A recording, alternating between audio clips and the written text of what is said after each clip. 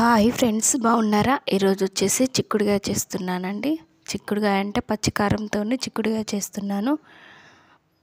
ముందుగా పచ్చిమిర్చి, ఎల్లిపాయలు, జీలకర్ర, రుచికి సరిపడా సాల్ట్ ఇవన్నీ వేసుకొని బాగా కచ్చపచ్చగా దంచుకోవాలండి.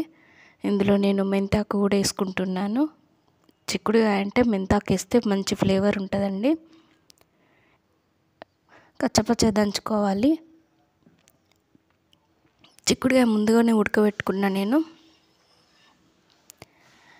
టేస్ట్ బాగుంటుందండి. ఒకసారి ఇలా కూడా ట్రై చేయండి. చిక్కుడుకాయలో వెరైటీ అన్నట్టు. ఒక పావున్నర దాకా నూనె పోసుకున్నాను. తర్వాత పోపు దినుసులు వేసుకోవాలి. ముందుగా దంచి పెట్టుకున్న పచ్చికారం ఉంది కదా, పచ్చిమిర్చి, ఎల్లిపాయ, జీలకర్ర, ఉప్పు అవన్నీ దంచుకున్న దాంట్లోనే నేను కరివేపాకు కూడా వేసుకుంటున్నానండి. బాగా గోలనివ్వాలి. అల్లం వెల్లిపాయ పేస్ట్ వేయట్లేదు నేను. మెంతాకు కూడా పోపులోనే వేసుకోవాలి. బాగా కలుపుకోవాలి. పచ్చివాసన అనేది ఉండద్దండి. మంచిగా గోలనివ్వాలి.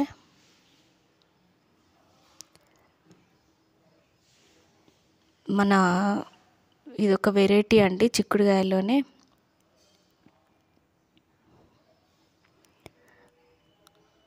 పసుపు వేసుకోవాలి.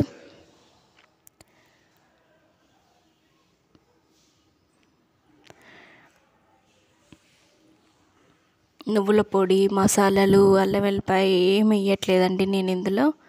ఉడకబెట్టుకున్న చిక్కుడుగాయ వేసుకొని బాగా కలుపుతూ ఉండాలి.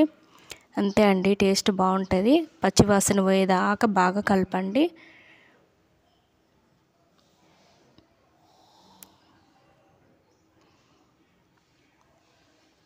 సిమ్లో పెట్టండి. గ్యాస్ చిన్నగా పెట్టి మంచిగా బాగా ఫ్రై చేయండి.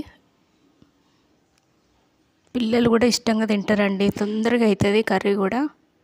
ఎందుకంటే చిక్కుడుగా ఉడకబెట్టుకుంటాం కనుక కర్రీ సింపుల్గా అయిపోతుంది.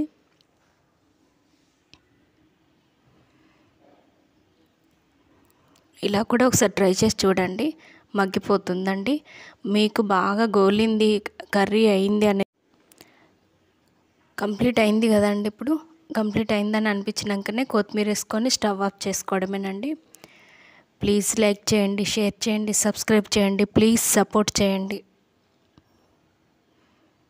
Thank you for watching.